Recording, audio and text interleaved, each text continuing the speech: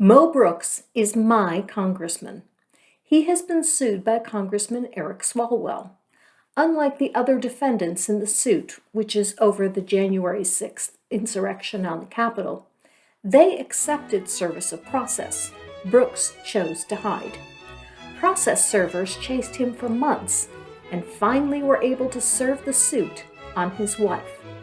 But when I commented on this, Brooks decided to hide even from me too. Let's have a short chat.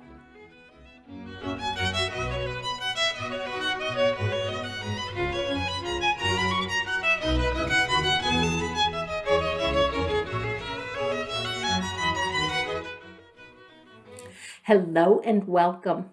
Just a short video to show you how low one Republican is sinking in trying to avoid responsibility for what he said and did to incite the January 6th insurrection. That one is my own Congressman, Mo Brooks.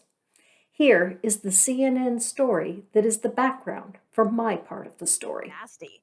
So let's catch you up here. Democratic Senator Eric Swalwell has been in hot pursuit of his Republican colleague Mo Brooks for days. Swalwell has been trying to serve Brooks with a lawsuit in the wake of the Capitol Hill riot. Brooks, however, has been nowhere to be seen. But Swalwell was determined to get his man, and then he even brought in private eyes to track him down, which brings us to this latest twist in this political thriller: trespassing claims, angry tweeting, and compromised passwords. Caitlin Polans has been covering this soap opera from the start. So many twists and turns, Caitlin. This has been a hot pursuit since March, Pam. This was a lawsuit that Eric Swalwell filed after the insurrection, trying to hold Brooks, Donald Trump Jr., Rudy Giuliani accountable for the speeches that they had given on January 6th. And he couldn't get to Brooks. This really isn't something we're often talking about whenever we're talking about contentious pieces of lawsuits, but it has been. Brooks was in Congress where the halls of Congress are shut down, so you can't really get to him that way. The attorneys for Swalwell have they've sort of suggested that Brooks was trying to avoid getting this lawsuit. And so it finally did get into Brooks's hands today. Swalwell's attorneys say that this was properly done today. It was handed to Brooks's wife at their home in Alabama, and that is according to the rules. And Brooks now, though, on Twitter is saying that this was criminal trespassing. Now, that's just an allegation at this point, and he does have the ability to come into court and try and contest whether or not he properly received the lawsuit. But again, we're not usually talking about this because this isn't often the contentious part of a lawsuit. Pam? This is so wild. And I should correct Democratic Congressman Eric Swalwell. But I mean, just to have two lawmakers in this lawsuit and the cat and mouse part of this, you really cannot make this up. This is wild. After Mo Brooks' wife was served in this suit, this is what Mo Brooks tweeted. And I responded to Eric and Mo Brooks with this: maybe he wouldn't have had to if you had not been hiding behind your wife's skirt. No profanity, no personal attack other than that Mo Brooks was hiding from the process servers, an allegation made on national news as well as by me.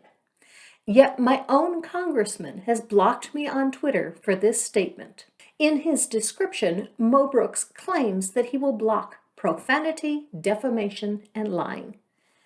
These are other responses to the same tweet. Some contain profanity.